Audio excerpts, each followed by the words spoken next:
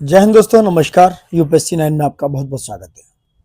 आज चर्चा होने वाली है आपके साथ साउंड्स पे, ध्वनि पर बात होगी, जहां से हमेशा से क्वेश्चन आते रहे हैं। तो आज साउंड्स पे बात होगी कि यहाँ से क्वेश्चन कैसे आते हैं। और सबसे पहले हम इसके नोट्स की चर्चा करेंगे। इनकी जो नोट्स हैं, जो थ्योरी पार्ट है, उसको कंप्लीट करेंगे। उसके बाद जितने भी क्वेश्चन आंसर फॉर्मेट है सारा कंप्लीट करेंगे। यानी कि जो क्वेश्चन आंसर दिए हैं, तो ये घटना चक्र का आपका इंग्लिश वर्जन है जनरल साइंस का दोस्तों, जो इतना ज्यादा जरूरी है ये जनरल साइंस, जो कम से कम 20 क्वेश्चंस आपके एग्जाम्स में यहां से आते ही आते हैं। तो मिस बिल्कुल भी मत करना। सबसे रिक्वेस्ट है, ज्यादा से ज्यादा लाइक करें और वीडियो को शेयर करें और अपने दोस्तों के साथ इसे सब्सक्राइब जरूर करें दोस्तों। आई होप सो ये सेशन आपको अच्छा लगने वाला है और आप प्लीज ये इससे request to all of you, ये जरूर करें दोस्तों आप। ठीक है, चलिए बात करते हैं। अब क्या चर्चा होगी उसकी बात करते हैं। साउंड्स की थ्योरी पार्ट के बाद फिर हम क्वेश्चन आंसर पे आते हैं। देखिए, साउंड्स है क्या? साउंड्स है like sound is that form of energy. यानी कि साउंड जो है वो एक फॉर्म ऑफ एनर्जी है। क्या है? फॉर्म ऑफ एनर्जी है which produce a hearing sensation. मतलब आप जो सुनते हो वो एक हियरिंग सेंसेशन है। तो साउंड एनर्जी की एक फॉर्म है जो आप उसे सेंसेशन की तरफ से सुनते हो। And sound travels in the form of waves. और साउंड जो है वेव्स के फॉर्म में ट्रेवल करता है। Sound travels in the form of waves. जैसे आपने पढ़ा होगा पिछले लेक्चर में, मैंने वेव्स पर एक एक चीज को बताया, कैसे वेव्स वर्क करती है, ट्रफ और क्रस्ट कैसे बनते हैं और कितने टाइप्स की वेव्स होती हैं। जैसे कि मैंने बताया था पिछले वीडियो में कि लॉन्गिट्यूडनल वेव्स होती है और ट्रांसवर्स वेव्स होती है। दो टाइप्स की वेव्स के बारे में बात की थी। उसके बाद मैंने इलेक्ट्रोमैग्नेटिक जो वेव्स हैं उसकी भी बात की। जो इलेक्ट्रोमैग्नेटिक वेव्स होती हैं EMW, उस पर भी मैंने पिछले वीडियो में चर्चा की हुई है, तो आप जाकर वहां चेकआउट कर सकते हैं दोस्तों। तो जो साउंड है वो साउंड कैसे ट्रेवल करता है? Sound travels in the form of waves. Second thing, vibrating matters produce sound. जो वाइब्रेटिंग मैटर है वो क्या है? साउंड्स को प्रोड्यूस करता है। नेक्स्ट है the substance through which sound travel is called medium.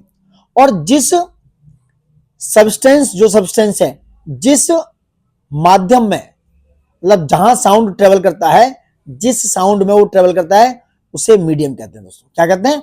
वो मीडियम कहलाता है। And sound waves are mechanical waves. ये याद रखना कि साउंड वेव्स मैकेनिकल वेव्स होती हैं। कैसी होती हैं? They are like mechanical waves. Next क्या है इसका?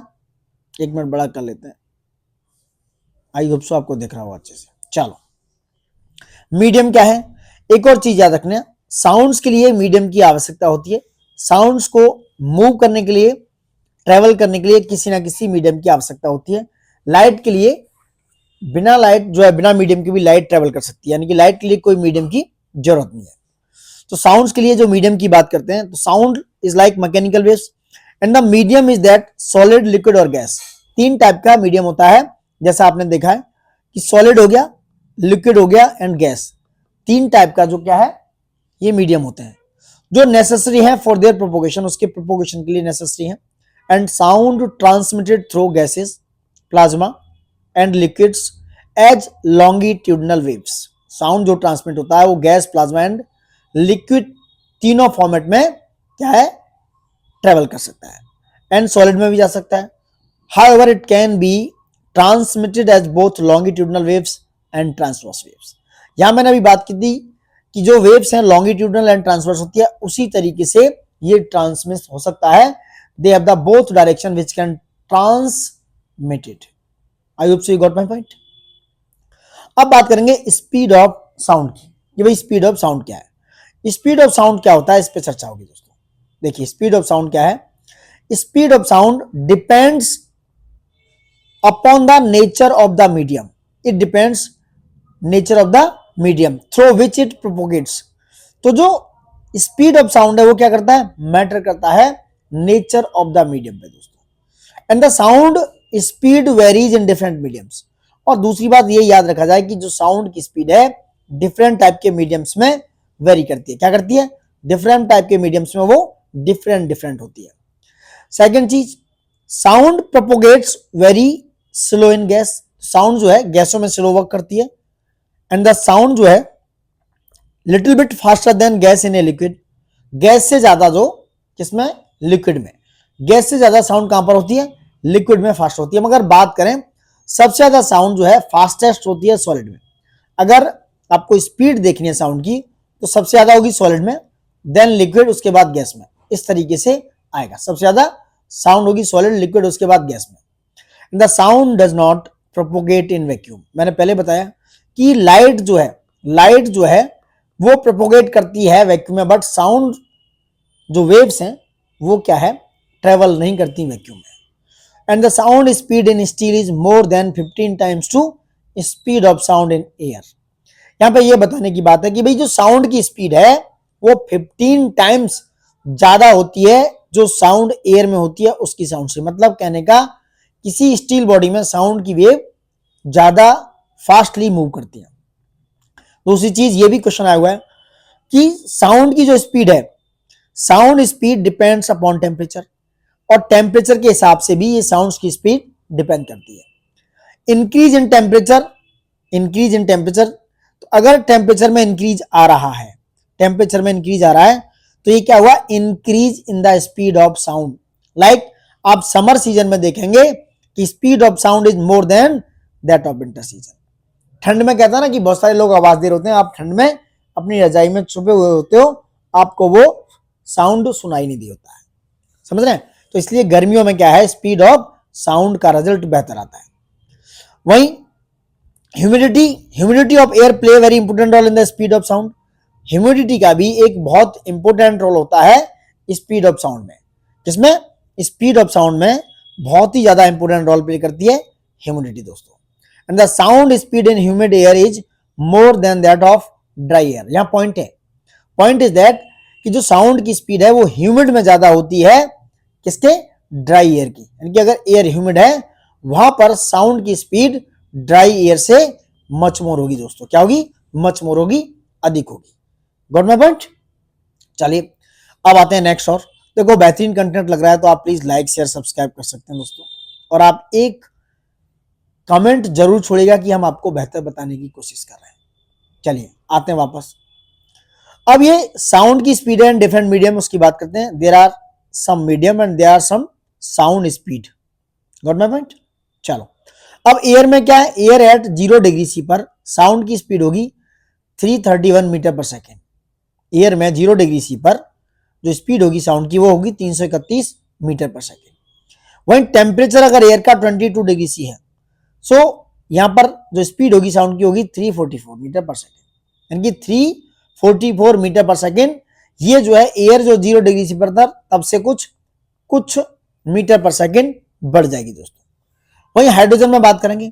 हाइड्रोजन अगर 25 डिग्री सी पर है तो हाइड्रोजन में साउंड की स्पीड होगी 1284 मीटर पर सेकेंड।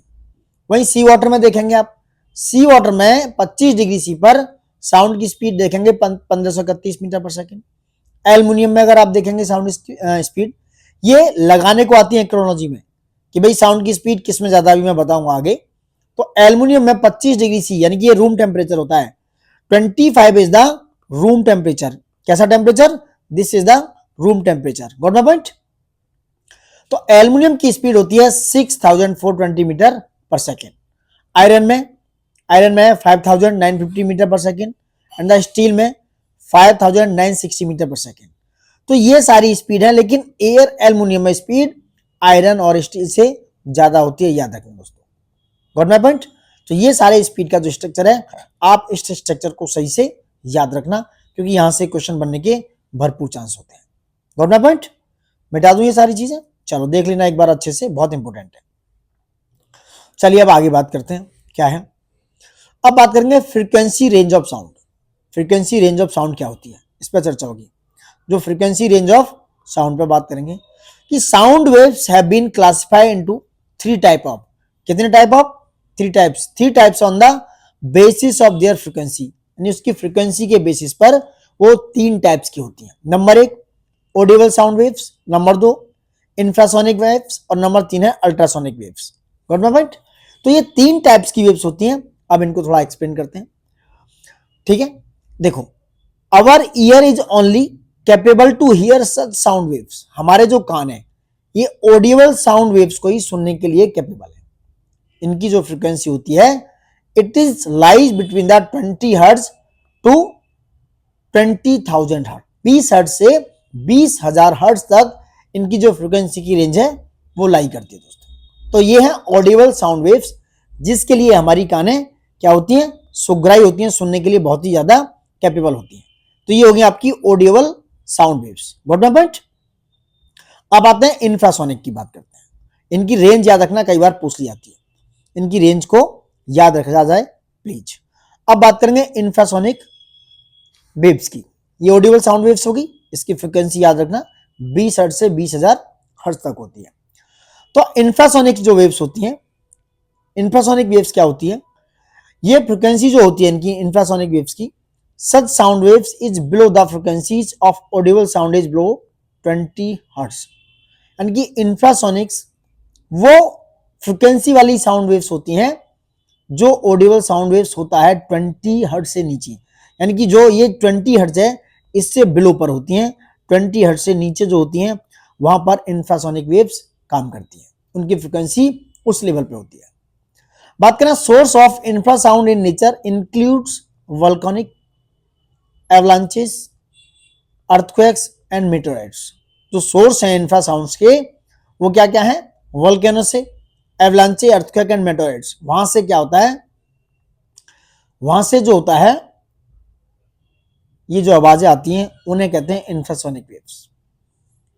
ठीक है, गॉट माय पॉइंट। तो जो सोर्स है समझ गए होंगे, वोल्केनो हो गया, एवलांचे, अर्थक्वेक एंड मेटेओराइट्स। एक और चीज, इंफ्रासोनिक वेव्स को दोस्तों सुनने के लिए कई बार क्वेश्चन आता है, many animals can be hear infrasound like whales, elephant, rhinos, hippos, giraffe, alligator, squid, cuttlefish, octopus and even pigeons। ये जो एनिमल्स हैं ये इस इंफ्रा साउंड को सुन सकते हैं। जो व्हील, एलिफेंट जो मैंने नाम लिए हैं ये सारे एनिमल्स इंफ्रासोनिक वेव्स को सुन सकते हैं। Generally it has been observe that before the earthquake some animals becomes abnormal. आपने देखा होगा सांप को रेंगते हुए पाया होगा और भी चीजों को। तो ये कह रहे हैं कि जब अर्थक्वेक आता है तो you can activities of some animals वो एबनॉर्मल हो जाती है। Actually earthquakes produce infrasound of low frequency before producing main shocks waves which probably alert the animals.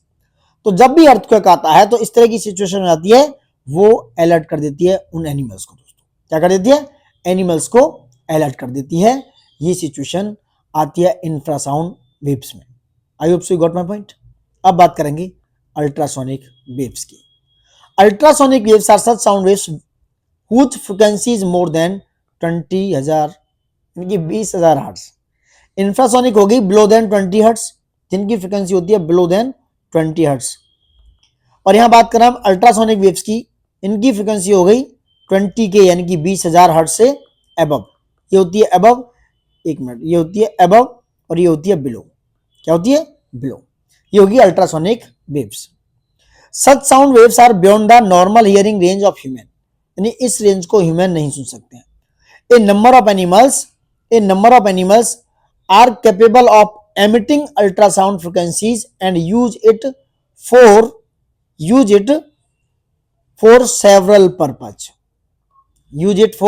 several purpose such as bats, चमगादड़, whale, dolphin and mice etc. ये इसको सुन सकते हैं। Got my point. तो number of animals हैं जो capable हैं इस अल्ट्रासोनिक वेव्स को सुनने के लिए। तो यू कैन सी हियर चमगादड़ होगी, bats, whale, dolphin and mice etc. These are the animals which can capable of this type of ultrasonic waves। अब बात करेंगे दोस्तों एप्लीकेशन ऑफ अल्ट्रासोनिक वेव्स। क्या है एप्लीकेशंस, चलिए एप्लीकेशंस पे भी येलो हो गया है, कोई बात नहीं। ए डॉग विसिल्स यानी कि Galton whistle is a whistle that emits ultrasound use for training and calling dogs. आपने देखा होगा एक डॉग विसिल होती है ना कि सीटी बजती है और डॉग तुरंत उस चीज पर पहुंच जाता है। तो उस विसिल क्या है, वो अल्ट्रासाउंड जो वेव्स हैं उनको एमिट करती है। जब आप किसी डॉग्स को ट्रेन कर रहे होते हो, आपने देखा होगा आर्मी में या पुलिस में बहुत सारे डॉग्स होते हैं, वो सीटी बनने पर तुरंत एक्टिवेट हो जाते हैं।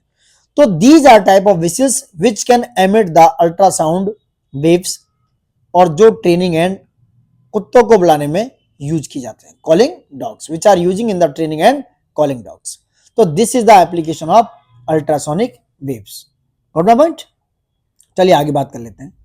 अब अल्ट्रासोनिक वेव्स की बात करेंगे दोस्तों। क्या है ultrasonic waves? Ultrasonic waves are widely use in the field of industries and medicine. तो इन अल्ट्रासोनिक वेव्स का जो यूज होता है वो बहुत ज्यादा इंडस्ट्रीज और मेडिसिन में होता है। इमेज ऑफ द हार्ट, आप हार्ट की इमेज लेते हैं। It is obtained by reflecting the ultrasonic waves from different angle part of the heart. This technique is known as echocardiography. इससे बोलते हैं इको टेस्ट। जब भी आप टेस्ट कराते हैं, हार्ट की इमेज देखते हैं, हृदय की इमेज देखते हैं, तो these are reflecting the ultrasonic waves. क्या देख रहे हैं आप? अल्ट्रासोनिक वेव्स देखते हैं दोस्तों। थोड़ा और पतला करते हैं। Reflecting the ultrasonic waves from different angle of part, उसे कहते हैं इकोकार्डियोग्राफी, यानी कि इको टेस्ट। समझ रहे आप? वो कहलाता है इको टेस्ट, जो टेक्निक है। Ultrasound waves are used to break down the kidney stone. तो किडनी में अगर स्टोन हो गया है तो अल्ट्रासाउंड जो वेव्स हैं, ये एप्लीकेशंस बता रहा हूं मैं। इंडस्ट्री में हो गया, मेंस में लिखने को लिख सकते हो, मेडिसिन में हो गया, ज्यादा छोटा हो गया ना, पतला, मजा नहीं आ रहा। मेडिसिन में हो गया, इंडस्ट्री में हो गया, और किडनी में अगर स्टोन है तो अल्ट्रासाउंड वेव्स ही उन्हें ब्रेक डाउन करती हैं, तोड़ने का काम करती हैं। सम स्मॉलर पीसेस, और वो स्मॉलर पीसेस यूरिन के थ्रू या अपने जैसे भी निकल जाते हैं। So these pieces are executed through urine outside the body, and the ultrasound is used for cleaning a zigzag tube. And the sonar that is called sound navigation and ranging device is helpful in determining the distance of any object, positions in water, and to measure the direction and speed of any object by using ultrasound waves, यानी ultrasonic waves. तो आप सोनार में भी ultrasonic waves का use होता है। आप देखेंगे सोनार में, आप किसी शिप में हैं तो आप देखेंगे कि शिप से एक आवाज आती है और नीचे किसी समुद्र में, सी में, वो कहां पर कुछ पड़ा है उससे टकराकर वापस आ जाती है, तो वहां अंदाजा लग जाता है कि यहां पर कुछ ऐसा वस्तु है, कुछ चीज पड़ी है। तो वहां पर भी अल्ट्रासोनिक वेव्स का ही यूज होता है दोस्तों। Got my point? I hope so use by things, जो मैं बता रहा हूं ये आपको समझ में आ रहा होगा। अब बात करेंगे साउंड इंटेंसिटी की। What is sound intensity? Sound intensity पर चर्चा करते हैं। Sound intensity is defined as the power carried by sound waves per unit area in the direction perpendicular to that area. Sound intensity वो define करती है, क्या define करती है? कि the power जो है carried by sound waves per unit area in a direction perpendicular to that area. The SI unit of intensity, which includes sound intensity, like is watt per square meter. watt per square meter. The unit of sound intensity is Bell. याद रखना, जो sound intensity की unit है bell है, but 1/10th part of Bell is commonly used, which is term as decibel. जो किस में use होती है? डेसिबल में यूज होती है, which is term is decibel. Got my point? जो कि कहां पर? डेसिबल में यूज होती है। तो जो साउंड की इंटेंसिटी है वो क्या है? 1/10th पार्ट होती है, जो यूनिट ऑफ साउंड की इंटेंसिटी है। बात करेंगे echo. What is echo? Echo क्या है? ए साउंड और sound cause by the reflection of sound waves. तो इको वो होता है जो रिफ्लेक्शन के द्वारा, साउंड वेव्स के रिफ्लेक्शन के द्वारा प्रोड्यूस होता है। From a surface back to the listener to known as an echo. जो सरफेस है वहां पर वापस आता है। ए साउंड और sound cause by the reflection of sound waves from a surface back to the listener is known as an echo. तो वहां से जो वापस लौट के आता है उसे कहते हैं echo. The impulse of sound remains in existence for 0.1 second in mind. जो इंपल्स है साउंड वेव्स का वो 0.1 सेकेंड तक माइंड में रहता है। To hear clear echo there must be a time interval of at least 0.1 second between the original sound and the reflected sound. जो original sound है या जो रिफ्लेक्टेड साउंड है उसके लिए ये यूज होता है दोस्तों, उसके लिए यूज किया जाता है। Got my point? At least 16.5 meter, at least 16.5 meter distance between listener and reflector is necessary to the hear the echo. आपको इको सुननी है तो आप लिसनर जो सुनने वाला है और जो रिफ्लेक्टर है जहां से वो रिफ्लेक्ट आएगी, मान लो ये कोई बॉडी है, यहां से इस तरीके से कोई बॉडी है, इस तरीके से यहां आपको सुनना है आपकी और इसके बीच में जो कोई भी यहाँ पे ऑब्जेक्ट है, दीवार है, यहां से वापस आएगा, इसके बीच में दूरी होनी चाहिए 16.5 मीटर, जो वो सुन सकता है। लेकिन लिसनर है, ये लिसनर है, और ये क्या है, रिफ्लेक्टर, जहां से वो रिफ्लेक्ट होकर आ रही है। तो इनके बीच में डिस्टेंस 16.5 मीटर होना चाहिए दोस्तों। कितना होना चाहिए? 16.5 मीटर। Got my point? ये सारी चीजें इसमें आप देख सकते हो। ठीक है, मैंने अप्लाई किया था कि क्या ये इतना मोटा हो रहा है, मतलब रबर की बात कर रहा था इधर, तो सॉरी गाइस। चलिए अब बात करते हैं Mach number. What is Mach number? Mach number क्या है?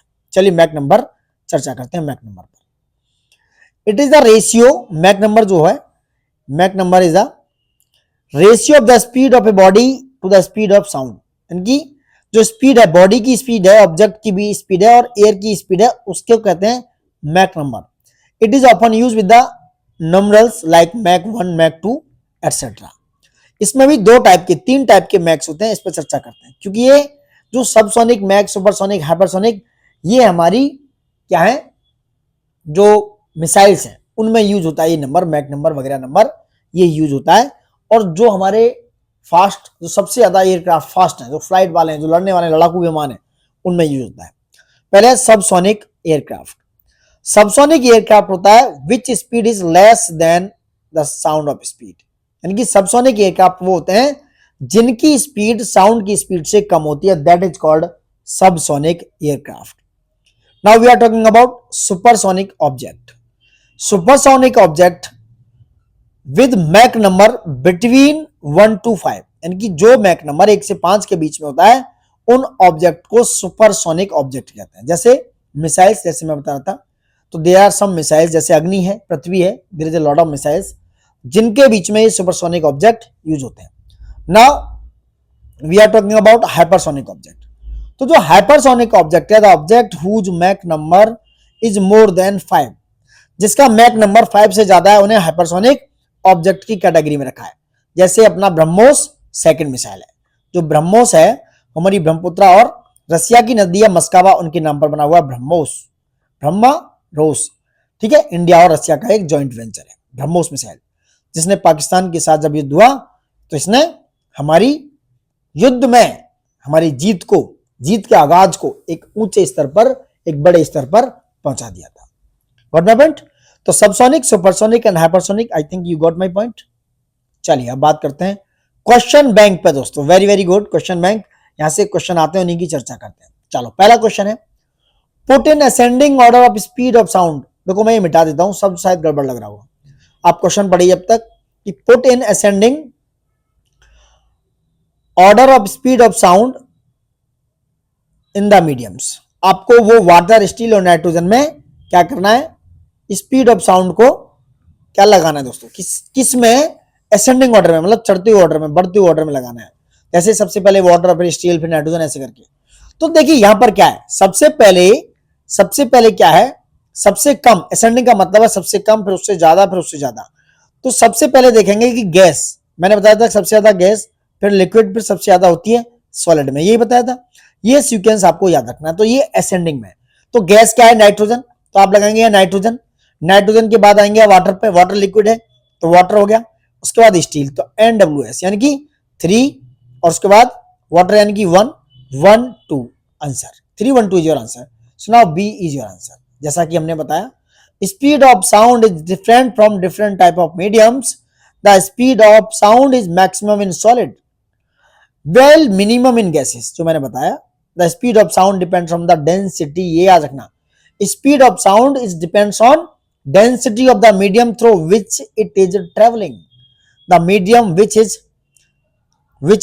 higher density, यानी which have higher density। एक और चीज समझिए, जिस मीडियम की, चाहे कोई भी मीडियम है, जिसकी डेंसिटी हाई होगी, उसकी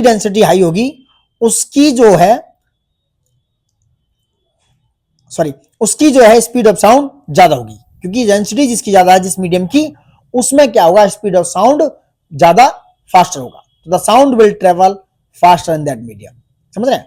तो higher density have the faster sound speed. Got my point? तो यहां पर स्टील में क्या है, डेंसिटी स्टील की ज्यादा है, और वहां पर ये इसका स्पीड ज्यादा होने की वजह से दोस्तों इसकी जो है डेंसिटी भी ज्यादा है। Got my point? I hope से समझने हैं। The sound will have the highest velocity इन, अभी ऊपर बताया स्टील में, ऊपर बताया कि स्टील में, क्योंकि स्टील में क्या है, डेंसिटी ज्यादा है, आप देख सकते हैं ऊपर भी बात हुई है। Speed of sound varies from medium to medium, sound travel mostly slowly in gas, it travel faster in liquids and fastest in solid. Sound travel at 331 meter per second air, क्योंकि एयर में sound की speed 331 meter per second होती है। वही travel it 1531 meter per second sea water, और iron में होती है 5950 meter per second. And the velocity of sound in air is approximately 330 meter per second. देखो स्पीड रिपीटेड क्वेश्चन है, रिपीटेशन ऑफ दैट क्वेश्चन। चलो नेक्स्ट देखते हैं, question number 5 पे आएंगे, वेरी इंपोर्टेंट। वी है, वी डब्ल्यू वी एस है, तो आप देख सकते हैं, तो कह रहा है कि speed of sound is air water and steel respectively बतानी है किसमें, तो आपको पता होगा कि एयर में सबसे कम, क्योंकि गैस है, फिर वाटर, फिर solid, V A W S, answer is a. ठीक है, मेंस में आया क्वेश्चन 2010 में। Got my point? चलिए नेक्स्ट बात करते हैं। चलो अब आगे आ जाओ, क्वेश्चन नंबर 6 पे आते हैं दोस्तों। क्या है question number 6? In which medium the speed of sound is maximum at a temperature of around 20 degree C. तो टेम्परेचर किसी भी मीडियम का 20 डिग्री सी है, तब किस मीडियम में स्पीड ऑफ साउंड बेहतर होगी, तो ये आपको बताएंगे आयरन में दोस्तों। अगर यहां पर स्टील होता तो आंसर स्टील होता। The speed of sound depends on the elasticity and density of the medium through which it is travelling. Greater the elasticity and density, sound travel faster in that medium at temperature 20 degree C. तो the speed of sound is maximum in iron. यहां steel होता तो steel में iron से ज्यादा होती दोस्तों। Got my point? Next बात करेंगे, sound waves can travel both in solid and gas medium, ये हमने ऊपर बताया है, so you can check it. Sound waves need to travel through a medium such as a solid, liquid और gas. The sound waves travel through each of these medium by vibrating the molecules in the matter. The molecules in solids are packed very tightly, but in liquids are not packed as tightly as solid, and in gases they are very loosely packed.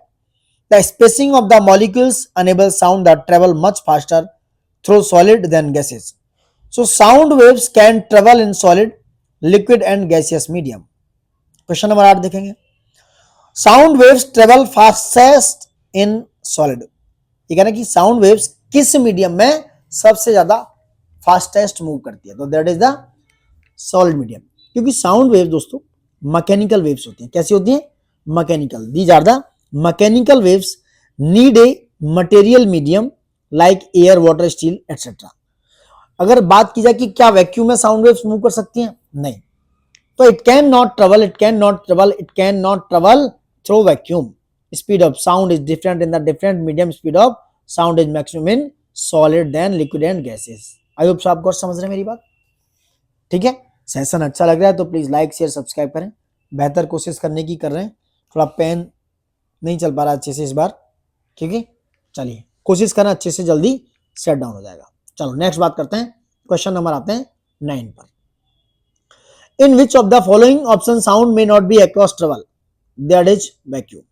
Sound waves cannot be travel in the vacuum because there is a need of the sound waves which can travel.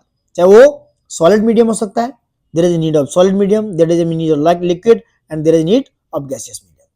So there is a need of the medium to travel the sound waves. And the sound waves do not travel in vacuum. PCS का question देखो, ऐसे question आते रहे, so like share subscribe करते रहिएगा दोस्तों। Repetition देखिए, यहां से क्वेश्चन रिपीट कई बार होते रहते हैं। क्या है? रिपीट होते रहते हैं। कलर चेंज करता हूं मैं, कोई बढ़िया सा कलर लगाता हूं, ब्लैक। ठीक है, मजेदार है। चलो नीचे आओ, क्वेश्चन नंबर आप 11 देखेंगे। क्या है क्वेश्चन नंबर 11 है, the walls of the hall built for music concert should.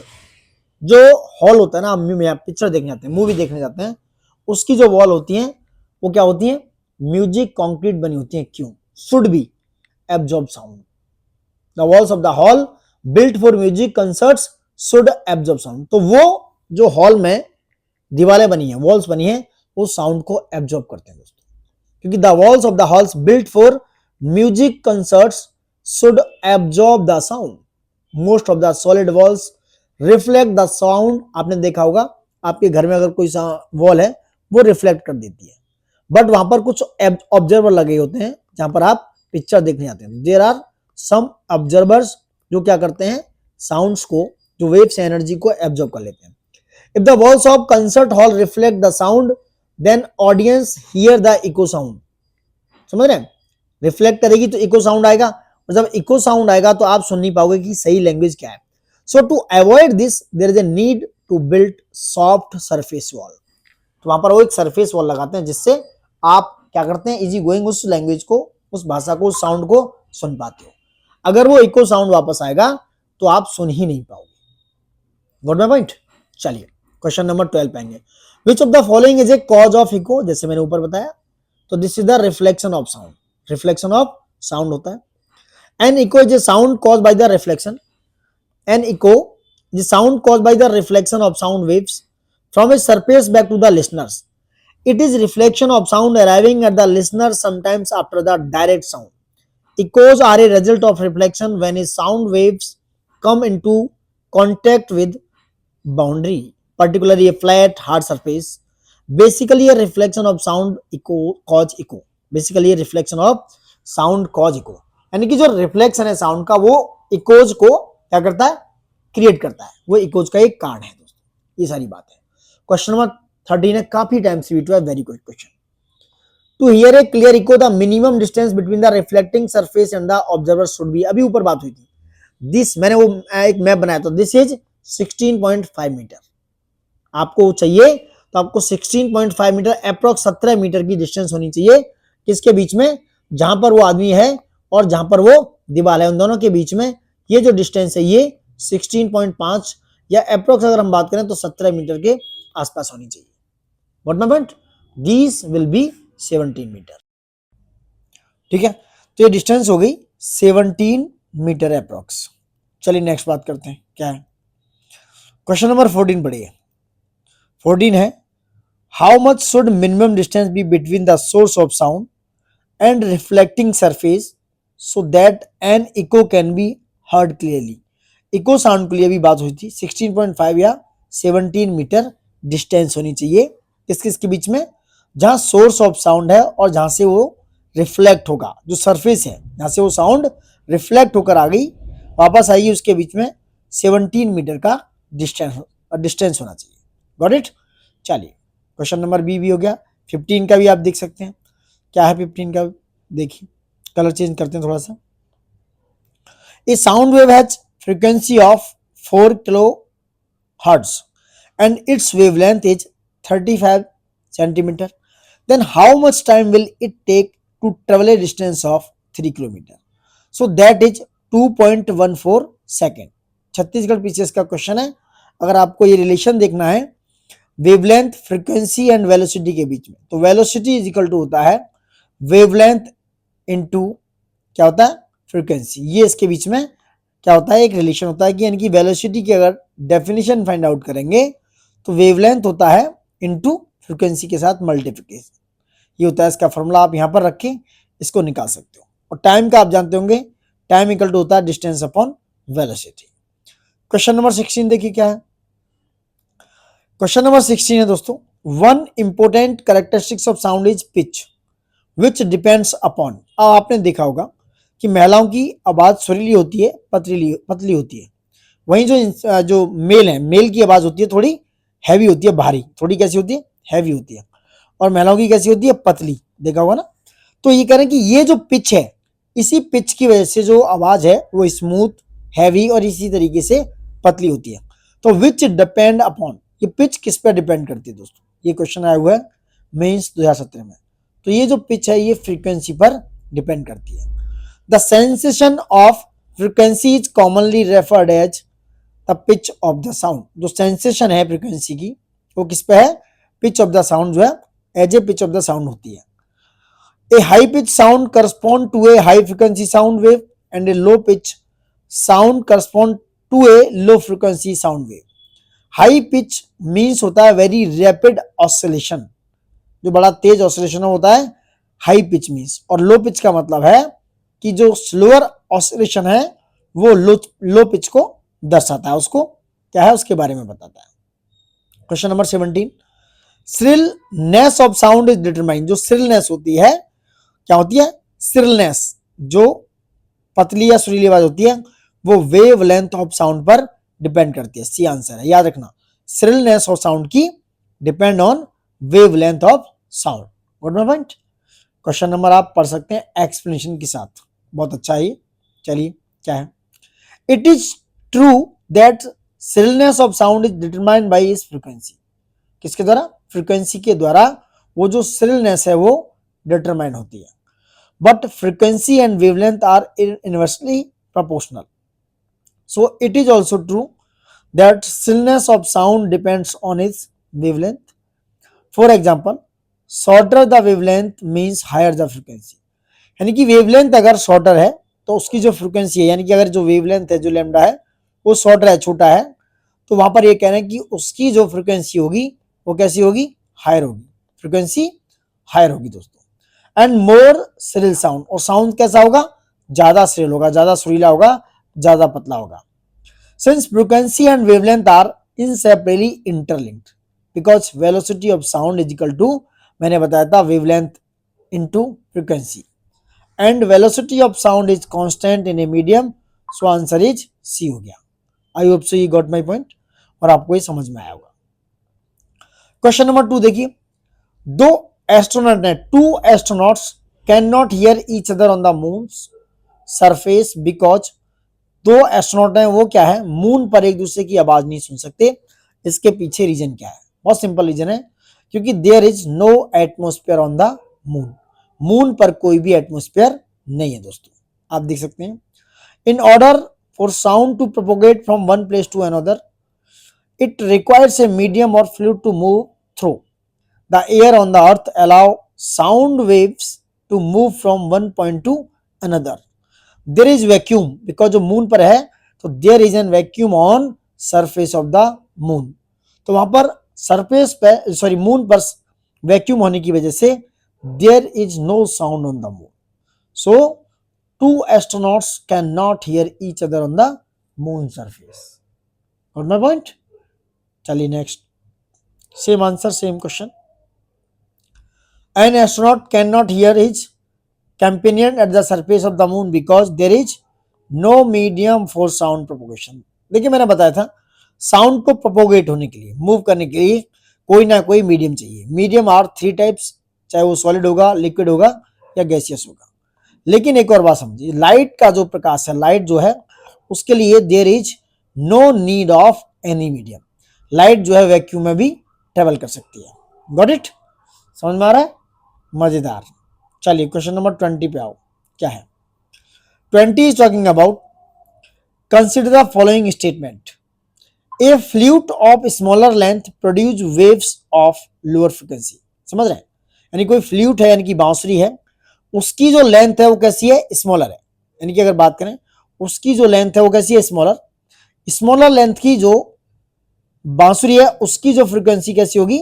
Produce करती है वो वेव्स ऑफ लोअर फ्रीक्वेंसी, यानी कि उसकी जो फ्रीक्वेंसी है वो भी लोअर है। दूसरा क्या है? Sound travel in rocks in the form of longitudinal elastic waves only. देखो इस तरह के जो वर्ड आते हैं ना, ओनली, केवल one, all, no one, neither, ये superfluous word most of time, मैं ऑलवेज नहीं कर रहा हूं, मोस्ट ऑफ द टाइम गलत होते हैं।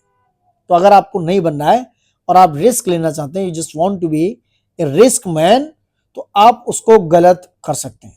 तो यहाँ पे आप पूछ रहा है कि विच इज करेक्ट, तो कहना है कि नीदर वन और नॉट टू, इनमें से कोई भी सही नहीं। IAS 2007 का क्वेश्चन है, पढ़िए आप, आंसर पढ़िए। A flute of smaller length produce the waves of lower wavelength. समझ रहे हैं? अगर उस फ्लूट का स्मॉलर लेंथ है दोस्तों, तो उसकी जो वेवलेंथ है वो स्मॉलर होगी, ना कि उसकी जो फ्रीक्वेंसी है। And wavelength of any wave is inversely proportional to इस frequency, thus a flute of smaller length produce waves of high frequency। मैं यही बता रहा हूं कि अगर कोई भी जो फ्लूट है वो स्मॉलर है, तो उसकी जो फ्रीक्वेंसी होगी वो हायर होगी दोस्तों। ये अगर शॉर्टर है तो इसकी फ्रीक्वेंसी हायर होगी। देयरफॉर मतलब कि फर्स्ट जो स्टेटमेंट है इज नॉट करेक्ट। दूसरा, sound is transmitted through gas, plasma and the liquid as longitudinal waves. Sound जो है कैसे, ये कहना कि सिर्फ ओनली रॉक्स में जब ट्रेवल करती है तो लॉन्गिट्यूडनल होती है, बट नॉट, वो गैस में, प्लाज्मा में या फिर लिक्विड में जाती है तो as a longitudinal waves work करती है। अगर वो सॉलिड में जाती है, through solid that like rocks, it can be transmitted as both longitudinal and transfer waves. Point यही आ गया कि अगर वो सॉलिड से मूव करती है तो वो दोस्तों लॉन्गिट्यूडनल और ट्रांसवर्स दोनों तरह के मैकेनिज्म पर काम करती है, दोनों तरह से ट्रांसमिट होती है, यानी कि both longitudinal waves and transverse waves, it can be transmitted in the solid medium just like rock. Got my point? Answer is second is also incorrect. तो क्या है, दोनों ही incorrect है, neither one nor two. Session अच्छा लग रहा है तो प्लीज लाइक शेयर सब्सक्राइब करें और वीडियो को अपने दोस्तों तक जरूर शेयर कर दें दोस्तों। चलिए come to the question number 21. What is 21? Following statement following करना है आपको। In a seismograph P waves are recorded earlier than S waves. बिल्कुल सही है, IAS 23 का क्वेश्चन है, रिसेंटली आया हुआ क्वेश्चन है ये। दूसरा, in P waves the individual particles vibrate to and fro in the direction of wave propagation, whereas in S waves the particles vibrate up and down at right angle to the direction of wave propagation, to the direction of wave propagation. Which statement is correct? कौन सा इनमें से correct है? Seismograph है दोस्तों, सबसे पहले आपको पता होगा कि पी वेव सबसे पहले रिकॉर्डेड होती है। किससे? P waves are recorded earlier than S waves. दो टाइप की वेव्स होती हैं, प्राइमरी एंड, तीन टाइप की होती हैं, primary, secondary and L wave. L wave को हम रेले वेव्स भी कहते हैं, यानी कि रेले वेव्स भी कहते हैं, रेले वाले। ठीक है, कैसी? रेले वेव्स भी कहा जाता है, ठीक है, इनको लव वेव्स कहते हैं। तो ये कह रहे हैं कौन सा answer? Both is right, both is right, C answer है।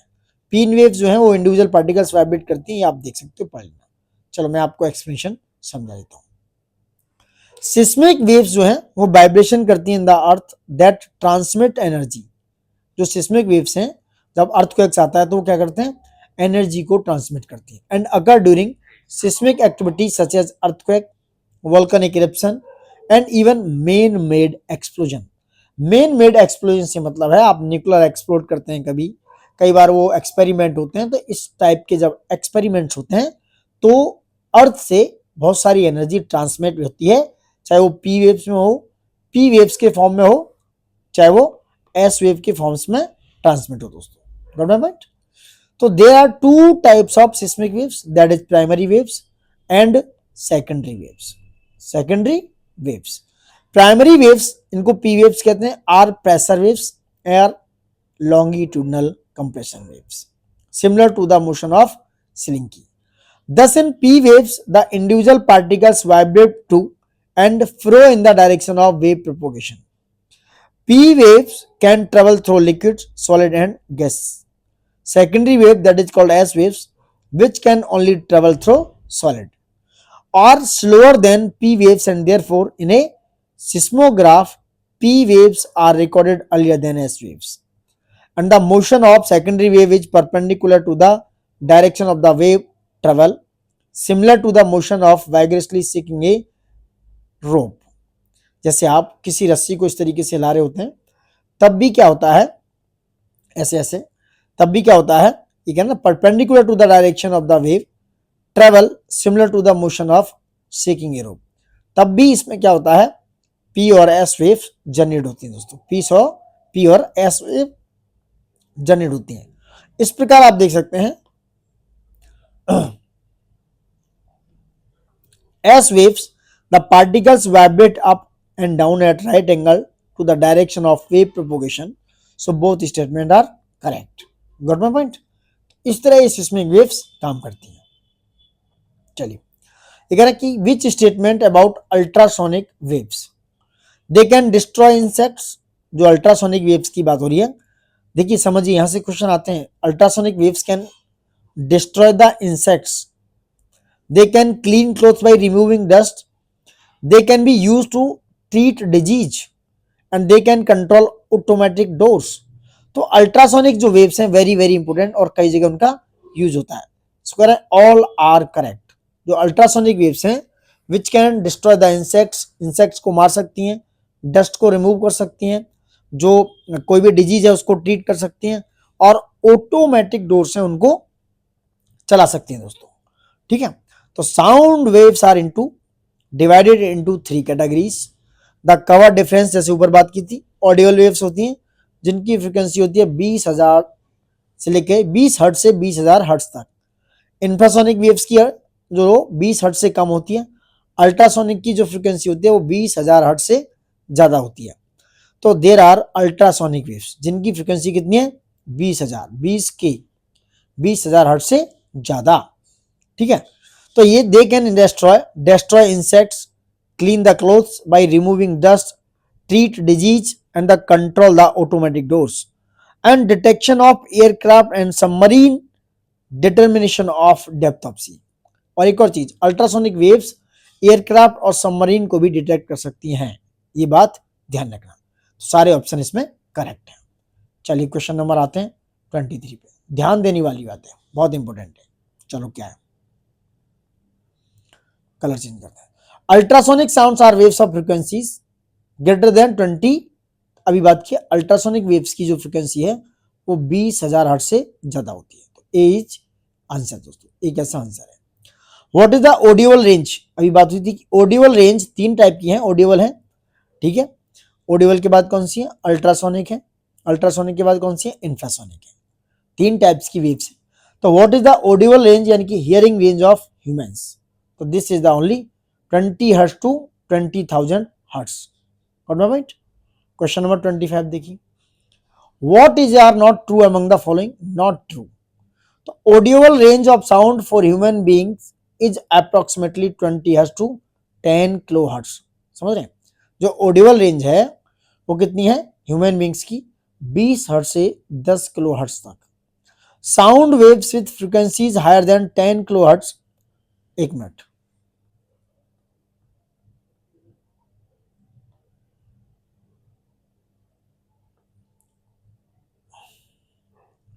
ठीक है. सॉरी गाइस थोड़ा.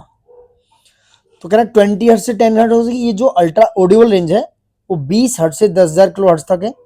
और जो साउंड वेव्स हैं, sound waves with frequency higher than 10 kilo hertz are called ultrasound. जो अल्ट्रासाउंड है वो 10 किलो हर्ट्ज से ज्यादा होता है. कह रहे कौन सा है next. In earthquake ultrasounds are produce before main shock waves. यानी कि जो मेन शॉक वेव से पहले अल्ट्रासाउंड प्रोड्यूस होता है किसी भी भूकंप में, अर्थक्वेक में. ठीक है. तो कहना है कौन सा इनमें से ट्रू नहीं है, नॉट ट्रू. तो तीनों ही ट्रू नहीं है दोस्तों. क्यों ट्रू नहीं है, अभी आपने पढ़ा होगा, आपने बताया था, हमने बताया था कि जो ऑडिबल रेंज है वो कितनी है 20 हर्ट्ज से लेकर 20,000 हर्ट्ज तक. 10 नहीं है, 20,000. तो फर्स्ट इज रॉन्ग. ठीक है. कह रहे नॉट ट्रू, तीनों ही ट्रू नहीं है. साउंड वेव की जो फ्रीक्वेंसी है वो कितनी है 20 किलो हर्ट्ज. अभी बताया था 20 किलो हर्ट्ज से ज्यादा होती है. अर्थक्वेक क्या है, जो अर्थक्वेक है वो क्या करते हैं इंफ्रासाउंड, ना कि अल्ट्रासाउंड. इंफ्रासाउंड याद रखना, वेरी इंपोर्टेंट क्वेश्चन. इंफ्रासाउंड उसमें प्रोड्यूस होता है, कौन सा infrasound. Infrasound produce before the main shock waves. कौन सा इंफ्रासाउंड. तीनों क्या है रॉन्ग है. यहां पर आप एक्सप्लेनेशन पढ़ सकते हो, मैंने ऊपर भी बताया था. Question number 26. A biotechnic in which ultrasonic sound is used. यह है सोनोग्राफी. सोनोग्राफी में क्या होता है, ये बायोटेक्निक यूज होती है. सोनोग्राफी और ultrasonography is an important mean of clinical diagnosis. It is a diagnostic imaging technique based on the application of ultrasound. Ultrasound it is use the ultrasonic waves and it is widely used in the field of medical science. It is mainly used to provide a variety of information about the health of the mother during pregnancy and the health and development of embryo or fetus. तो sonography है उसका use बहुत सारे clinical diagnosis में होता है. 26 का question है ए इज आंसर. आरएस में आया क्वेश्चन है. चलो 27 पे आते हैं. क्या है which of the following waves are use to know the growth of fetus in the womb? कौन सा रास्ता है, कौन सा वेज है, रेज है जो ये जानती हैं उनके ग्रोथ के बारे में, वोम के बारे में? So these are the ultrasonic waves, these are the ultrasonic waves. Next, bats can fly during dark nights and also prey. This is because they produce ultrasonic waves and are guided by them. होता क्या है, कोई भी bird है, चमगादड़ या उड़ रही है इस तरीके से ना, ये चमगादड़ मान लो, तो किसी भी ऑब्जेक्ट से टकराएगी ना तो वो अल्ट्रासोनिक रिफ्यूट करती है, रिफ्लेक्ट करती है, तो उसको पता चल जाता है कि सामने शिकार है, क्या है, दीवार है, क्या है, टकराना है. तो इस तरह जो बैट है, चमगादड़ है, वो सारी चीजों को यूज करती है दोस्तों. Got it? Answer is D है यहाँ पर. चलो नेक्स्ट बात करते हैं. चलो पढ़ लेना ये वाला. चलो क्या है ये? Bats are a fascinating group of animals. Bats पहले बताइए क्या होते हैं? ये मैमल्स होते हैं, रेप्टाइल्स होते हैं, क्या होते हैं बताओ? They are one of the few mammals. तो ये मैमल्स होते हैं, ठीक है. They are one of the few mammals that can use ultrasonic sound to navigate.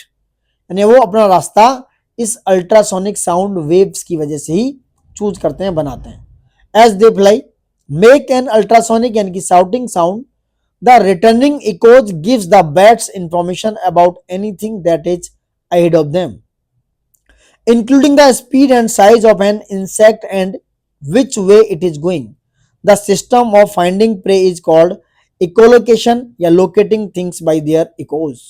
तो this is the answer. यानी कि जो बैट है वो अल्ट्रासोनिक प्रोड्यूस करके काम करते हैं. क्वेश्चन नंबर 29 पे आते हैं. क्या है? Consider the following statement. The heart vibrates at infrasonic.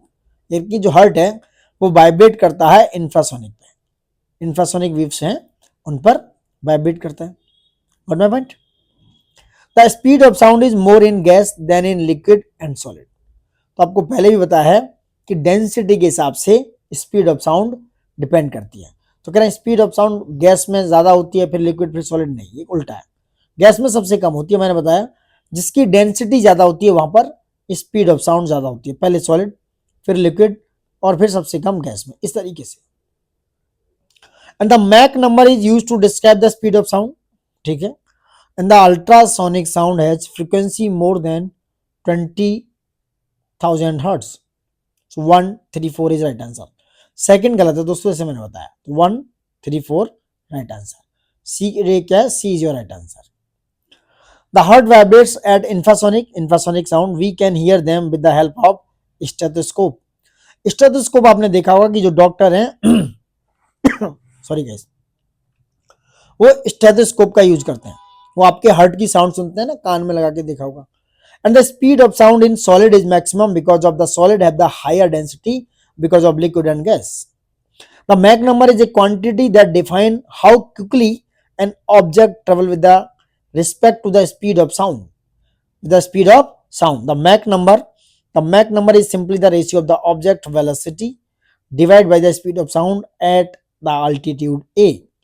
And the ultrasonic is the name given to sound waves that have frequency greater than 20,000 hertz. So answer is 134 are correct. Got my point? चलो question number 30 पे फिर से आते हैं. In stethoscope the sound of the patient's heart beat reach the doctor's ear by multiple reflection of sound. कितने multiple reflection of sound होते हैं? B is the right answer. Stethoscope works by the principle of multiple reflection of sound.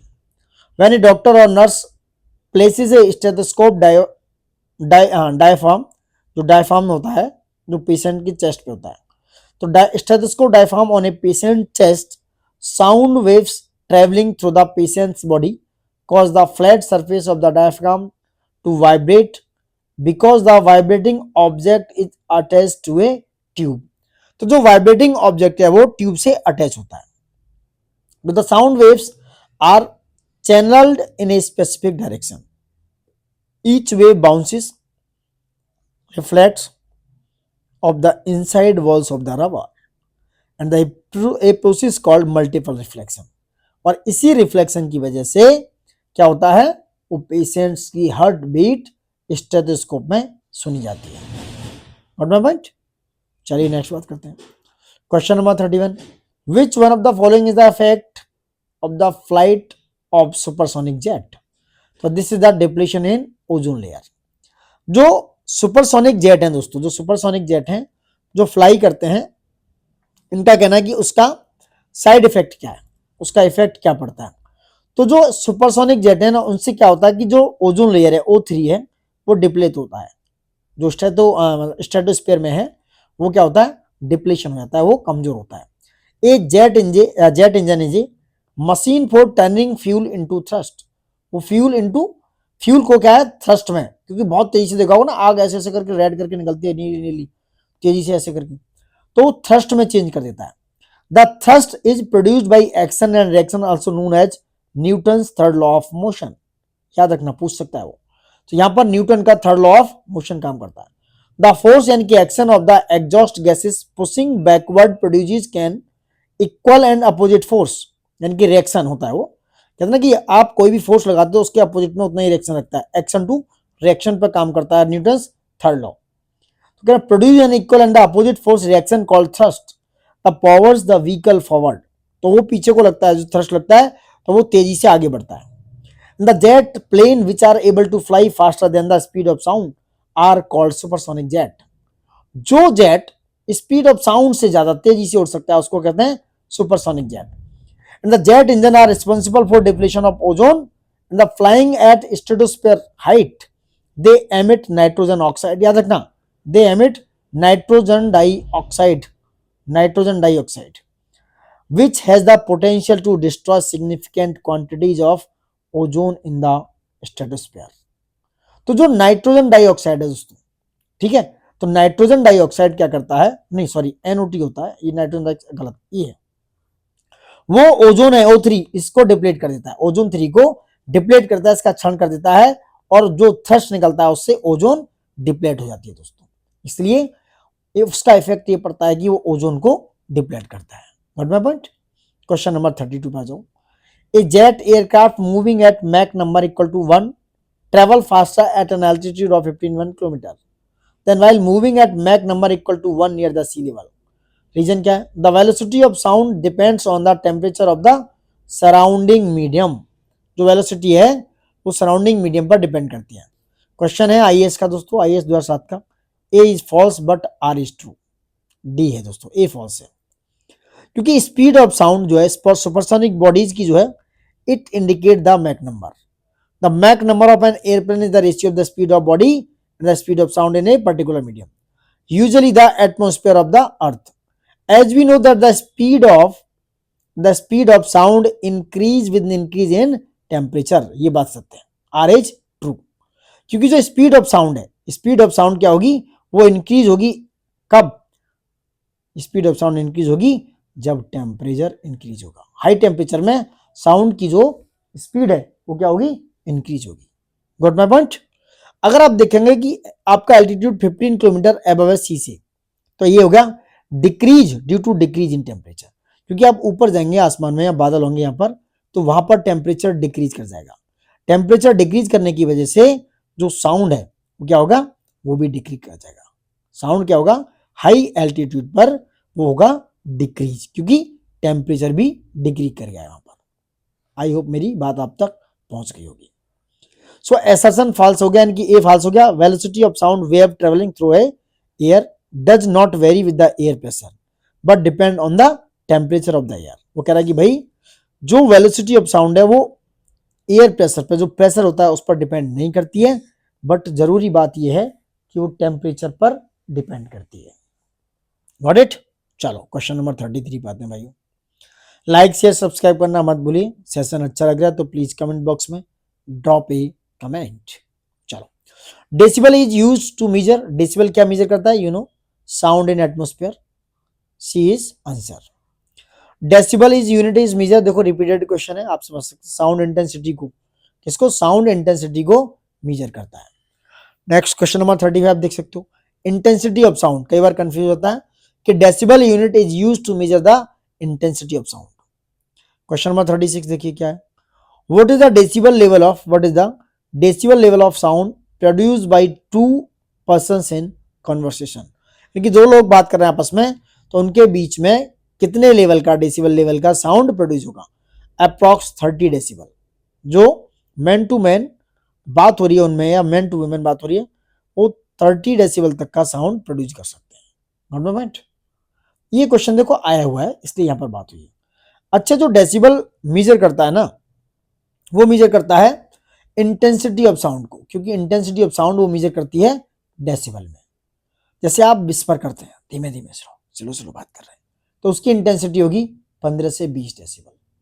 Normal conversation होता है 30 से 60, यानी कि normal conversation में उसकी इंटेंसिटी होती है 30 से 60। एंगर, गुस्से में अगर आप कन्वर्ट कर रहे हैं तो 70 से 80 इंटेंसिटी होती है। ये डेसिबल में मेजर होती है। किसमें होती है? ये डेसिबल में मेजर होती है दोस्तों। ठीक है, किसमें? डेसिबल में। Got my point?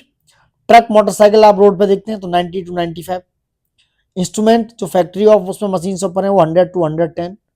ऑर्केस्ट्रा 110 से 120 तक। जेट प्लेन की जो फ्रिक्वेंसी है, इंटेंसिटी है 140 से 150 तक होती है। Got my point? ये सारी चीजें याद रखना आप। जेट प्लेन की इंटेंसिटी 140 से 150। Got it?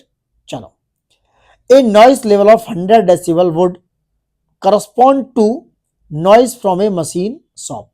ऊपर में बताया कि 100 पे क्या होता है, इंस्ट्रूमेंट जो फैक्ट्री से है, मशीन शॉप से 100 से 110 तक चले जाते हैं।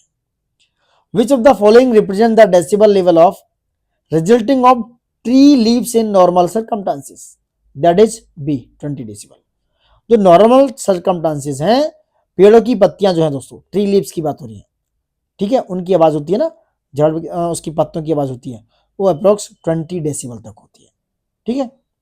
As per the WHO the safe noise level for a city, किसी भी WHO के हिसाब से जो सेफ है आवाज ज्यादा ध्वनि, वह 45 डेसिबल। कितना है? 45 डेसिबल। ये जो वो ध्वनि है वो कानों के लिए सुग्राही है, बहुत ज्यादा पॉजिटिव है। ये WHO की गाइडलाइंस है 45 डेसिबल। ये क्वेश्चन देखो 40, इसको मैच करिए आप। एरिया है कुछ और उसकी परमिसिबल नॉइस है जहां पर वो होती है। जैसे आप करेंगे साइलेंट जोन और वह रेजिडेंशियल एरिया, ठीक है, और यहाँ पर 55 डीबी है, 55 डेसिबल है वो। दूसरा इंडस्ट्रियल एरिया, डी है कॉमर्शियल एरिया। तो आप एक तरीके से आपको नहीं पता, मैं यहाँ पर एक बात बताता हूँ, एक ट्रिक बताता हूँ आपको हल्की सी। आपको इनकेस नहीं पता है ये कि भाई कौन सा किससे मैच होता है, तो आपको ये पता होना चाहिए कि इंडस्ट्रियल एरिया में सबसे ज्यादा नॉइस होगी, क्योंकि वहां पर खटपट खटपट ज्यादा होगी। तो इनमें से 50, 55, 65, 70 में से सबसे ज्यादा किसमें? 70 डेसिबल। तो यहां पे आंख मीच के सी पे 4 लगा दो, और जहां पे, एक मिनट, जहां पर सी पे 4 है, जहां पर सी पर 4 है, हाँ सॉरी, सी पर 4 है उसे देखो, सी पे 4 किस पे? डी पर। ये ऐसे करके मैच कर लो, आपका आंसर निकला है कहीं पे और नहीं है, तो मेरे हिसाब से ये आंसर हो गया डी। ये ट्रिक यूज कर सकते हो थोड़ा सा कॉमन सेंस का यूज करके, ऐसे हवा में तुक्का नहीं मारेंगे। 22 का क्वेश्चन है। देखो रेजिडेंशियल एरिया में डे टाइम में, यानी कि जो दिन का समय, वहां पे नॉइस का लेवल होना चाहिए 55 डेसिबल, नाइट में होना चाहिए 45 डेसिबल। साइलेंट जोन में 50 डेसिबल डे टाइम और 40 डेसिबल नाइट में। इंडस्ट्रियल एरिया में 75-70 का है, और कॉमर्शियल एरिया में 65 और 55 का है। नाइट टाइम में 55 होनी चाहिए। ठीक है, इस तरह आप याद रखना, पूछा जा सकता है क्वेश्चन। द टॉलरेबल, यानी कि जो मतलब जो सहनशील की जा सकती है, the tolerable limit of noise for human being is around 85 decibel. The intensity of sound in normal conversation is 30 to 60. The sound of 50 decibel is enough to wake up a sleeping person. To remain continuously in the sound of 80 decibel prove to be harmful. And the 90 decibel is the maximum limit to tolerate any noise by human being. तो ये हो गया आपका maximum answer is 85 decibel. यानी कि अगर maximum देखा जाए तो जो ह्यूमन है उसके लिए मैक्सिमम लिमिट है 85 डेसिबल, वो उसको सहन कर सकता है। और उसके लिए जैसे 90 से ऊपर जाता है ना, वो क्या है, 90 से ऊपर जाने पर वो असहनीय हो जाता है, हार्मफुल हो जाती है। ठीक है। 42 देखिए, sound above the what level in decibel is considered hazardous noise pollution? तो दैट इज 80 डेसिबल। तो 80 डेसिबल से ऊपर है वो हैजार्डियस हो जाती है। Which one of the following unit is used for measurement of noise pollution? इनमें से कौन सा है जो नॉइस पॉल्यूशन को मेजर करता है दोस्तों? क्या है? नॉइस पॉल्यूशन को मेजर करता है। कौन सा इनमें से बताइए? ये आपका बी डेसिबल। कौन सा है? डेसिबल वाला। जो डेसिबल है वो इसको, optimum sound level for human being is 60 decibel. जो 60 डेसिबल है वो एक ऑप्टिमल साउंड लेवल है। The average sound level in the average एक minute the average sound level in normal conversation is 60 decibel. It is appropriate for human ears. इनकी 60 decibel जो है वो कानों के लिए बहुत ज्यादा अप्रोप्रिएट है। The sound higher than 80 decibel can cause damage to the ear cells. जो 80 डेसिबल से ज्यादा साउंड है वो क्या करेगा? कानों की सेल्स को डैमेज कर सकता है। Loudness of sound is measured in terms of the following, that is amplitude. That is amplitude. Got it? वो क्या है? एम्पलीट्यूड है। एम्पलीट्यूड जो लाउडनेस ऑफ साउंड है वो एम्पलीट्यूड में मेजर की जाती है। A sound wave's amplitude is the change in pressure as the sound wave passes by. If you decrease the amplitude, you are making the sound softer. The amplitude of wave is related to the amount of energy it carries. A high amplitude wave carries a large amount of energy. A low amplitude wave carries a small amount of energy. The average amount of energy passing through a unit area per unit of time in the specified direction is called the intensity of the wave. As the amplitude of the sound wave increase, the intensity of sound increase. Sounds with higher intensity are perceived to be louder. जो sounds है जिसकी intensity higher होगी, it is perceived to be louder. वो कैसे दिखेगी? louder दिखेगी, तेज दिखेगी. And the relative sound intensity are often given units name that is called decibel. Got it? Question number 46 देखिए, ये रिपीटेड क्वेश्चन है, आप देख सकते हैं क्या है. A worker is working on the rail track. A worker is working on the rail track. A boy at a distance hold his ear near the rail track. एक लड़का है वो कान लगाता है उस पर रेल ट्रैक के पास में. ठीक है. This boy was able to hear sound of the blow of workman twice. It is because of the speed of sound is greater in steel than air. क्योंकि क्या है, जो स्पीड ऑफ साउंड है वो स्टील में, जो लोहा है ना जो वहां पर रेल ट्रैक पर पड़े हैं, वो ज्यादा है हवा से. इसलिए वो क्या करता है, स्पीड ऑफ साउंड को वो सुन लेता है 2 बार. क्योंकि एक बार इसलिए सुनता है जो स्टील में है, दूसरा वो दूसरी बार सुनता है जो एयर में. Got it? तो speed of sound is greater in steel than in air. The speed of sound is greater in steel than in air as sound reaches first by rail track and then by air. तो पहले वो जो sound आता है वो rail track पे आता है, यानी कि जो लोहे का रेल ट्रैक है उसके द्वारा आता है, और दूसरा साउंड वो एयर के द्वारा. पहले तेजी से चलता है रेल ट्रैक में क्योंकि स्टील है, और मैंने बताया था ऊपर जैसे कि जिसमें डेंसिटी ज्यादा है उसकी साउंड फ्रीक्वेंसी जो है ज्यादा होगी. पहला साउंड रेल ट्रैक का होता है जो लोहे का, दूसरा साउंड एयर का होता है. सो द बॉय जो है, therefore the boy hears the sound twice. इसलिए वो जो लड़का है उस साउंड को 2 बार सुनता है. Got it?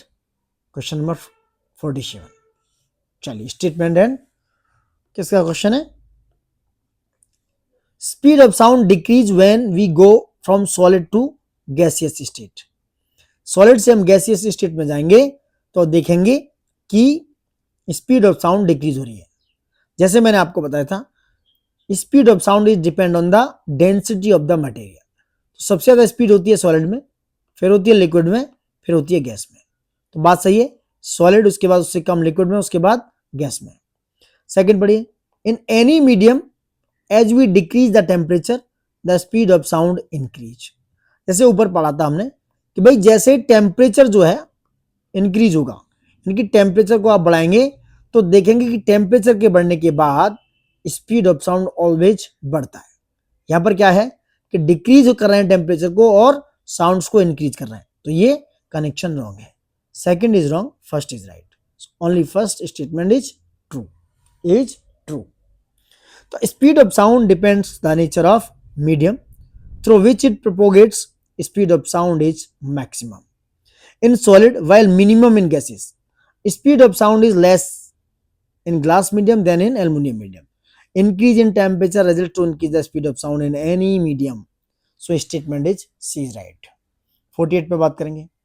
When a Sound wave goes from one medium to another. The quantity that remains unchanged is frequency. बहुत अच्छा क्वेश्चन है, समझिए। आप साउंड वेव्स में किसी एक मीडियम से दूसरे मीडियम में जा रहे हैं, यानी एक मीडियम से दूसरे मीडियम में गए इधर, तो कह रहे हैं कि कौन सी ऐसी क्वांटिटी है जो चेंज नहीं होती है, वो है फ्रीक्वेंसी। एम्पलीट्यूड भी चेंज होता है, वेवलेंथ भी और स्पीड भी, बट जो चेंज नहीं होता है, याद रखने वाली बात है, that is frequency. Frequency can not be change. Sound wave goes from one medium to another. Its frequency usually remains the same. It is like driven oscillation and maintains the frequency of the original source. While its speed and wavelengths are changed, the amplitude of sound is also changed as it decreases with the distance from its source. याद रखने वाली बात है कि जो amplitude of sound है वो change होता है। क्यों? किसी भी सोर्स से आप दूर जाते हैं, उस डिस्टेंस से दूर जाते हैं, तो वो कैसा होता है? डिक्रीज होता है दोस्तों। Got it? क्वेश्चन नंबर 49 देखिए। चलिए क्वेश्चन नंबर 49 की चर्चा करते हैं। क्या है? Before playing the orchestra in a musical concert, a sitarist right adjust the tension and plug the string suitably. By doing so he or she is adjusting. तो ही or सी क्या एडजस्ट कर रहा है दोस्तों? ये पूछ रहे हैं। तो वो एडजस्ट कर रहा है उस सितार की फ्रीक्वेंसी, यानी कि frequency of the sitar string with the frequency of other musical instrument. जो और म्यूजिकल इंस्ट्रूमेंट हैं उनके साथ वो सितार की जो स्ट्रिंग है उसकी फ्रीक्वेंसी मैच कर रहा है। क्या कर रहा है? मिला रहा है दोस्तों, एडजस्ट कर रहा है। Got a point? बीपीएससी का क्वेश्चन है, 22 का क्वेश्चन। चलो क्वेश्चन नंबर, पहले एक्सप्लेन देख लो इसको एक बार। क्या है? स्ट्रिंग जो लेंथ है, string length, diameter, density and tension determine the frequency. याद रखना, एक क्वेश्चन पूछा सकता है। जो स्ट्रिंग है, स्ट्रिंग जो तार होते हैं उसकी बात हो रही है, उसकी जो लेंथ है और उसका जो डायमीटर है, डेंसिटी है या जो टेंशन है, वो उसकी फ्रीक्वेंसी को डिटरमाइन करते हैं, in which it will vibrate. Since other 3 और फिक्स, इनमें से क्या 3 फिक्स है। It is the tension that sitarist try to adjust to tune its natural frequency. This is natural frequency. And while playing the sitar, he changes the effective length of the string. वो क्या करता है? जो उसकी length है string की, he changes the effective length of string by touching the string at different point with his finger. This is how we get different melodious notes of varying frequency. Amplitude या intensity of sound is not determined by the tensions in the string since it depends on how the sitarist is playing. Even with a perfectly taut string, he can produce low or very high sound. Got my point? And he cannot vary its natural frequency. That's why he has to adjust the tension beforehand. So the correct answer is A. Question number 50 में आते हैं। When the same tone is played on a sitar and a flute, the sound produced can be distinguished from each other because of the difference in। ये कहना चाह रहे हैं कि सितार और फ्लूट को सेम टोन पर उसको प्ले किया जाता है, बजाया जाता है, तो उनमें क्या है? डिफरेंट साउंड प्रोड्यूस होता है। किसकी वजह से? उनमें डिफरेंट साउंड आता है क्वालिटी, ओनली क्वालिटी की वजह से। ठीक है? किसकी वजह से? क्वालिटी की वजह से। ये थोड़ा मिटा देते हैं। क्वालिटी की वजह से ये आता है। अब आईएएस का 1995 का क्वेश्चन है, बहुत ही अच्छा क्वेश्चन है, समझिए आप क्या है। Musical sounds can differ from each other with the respect to the following 3 characteristics. Number 1 intensity, जो उसकी लाउडनेस होती है। दूसरा होता है उसका पिच, जो उसकी श्रिलनेस होती है। तीसरा होता है उसकी क्वालिटी, जो उसका टिम्बर होती है। ये होता है उसका इंटेंसिटी। इंटेंसिटी, श्रिलनेस और टिम्बर, इनकी लाउडनेस, पिच और क्वालिटी। बट जो क्वालिटी है, that is timber, is that characteristic of a musical sound which enable us to distinguish between two sounds even if they have the same pitch and loudness. Hence, when the same tone is played on a sitar and a flute, the sound produced can be distinguished from each other because of the difference in quality. Because of the difference in quality. That is the answer. The basic unit of sounds are called phonemes. जो basic unit है sound की उसे कहते हैं phonology, और वो कहलाती है फोनेम्स। It is the smallest unit of sound that may cause a change of meaning within a language, but that does not have meaning by itself. 52 देखिए, reverberation, very important question है. Reverberation mainly feels in large church and in other large buildings. The walls, roof and ground may cause multiple sound reflection. करें assertion और reason का question है, इसका answer देखो. A is right answer regarding this. A क्या है? Right answer. Both A and R true है और R correct explanation है A का. जो reverberation है is a result of multiple reflection. A sound wave in an enclosed or semi-enclosed environment like large church or in other big building, it will be broken up as it is bounced back and forth among the reflecting surface. Reverberation is an effect which is multiplicity of echoes whose speed of repetition is to be quick or them and to be perceived as separate from one another. So answer is A. Reverberation ये multiple reflection का result है. 53 देखिए क्या. A widely used musical scale called diatonic scale. Diatonic scale has 7 frequencies. The frequencies of the tone sa, Saregama जो पादानिश है उसकी बात हो रही है. The frequency of the tone sa is 256 Hz and that of the ni, sa ni, sa re na pa ni is 512 Hz. Which statement is correct? D. Neither one nor two. तो सारेगामा पादाना है, देख लेना. Not so much important for now. Television signals cannot be received beyond a certain distance because signals are weak, antenna is weak and the air absorbs signal या the surface of the earth is curved. हाँ, surface of the earth is curved. surface जो है अर्थ का वो curved है, तो इसलिए एक डिस्टेंस के बाद वो डिस्टेंस क्या है, एंटीना टेलीविजन का सिग्नल नहीं आता है, सिग्नल पहुंचता ही नहीं है. Television signal cannot be received beyond a certain distance because the surface of the earth is curved. Due to this, the signals moves further without hitting the earth's surface. Got it? So answer is D.